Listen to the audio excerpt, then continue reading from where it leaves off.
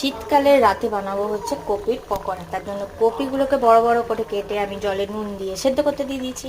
এখানে নিয়েছি ধনে পাতা, রোগা বেসন, মোটা বেসন, একটা ডিম। এখানে এই দুটো আগে মেয়ের করে তারপরে এই দুটো মেশাবো।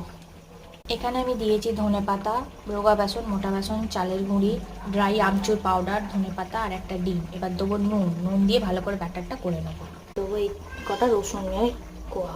এটা আমি এবার ভালো করে জল দিয়ে গলে নিয়েছি, একটু মোটা মোটা হবে।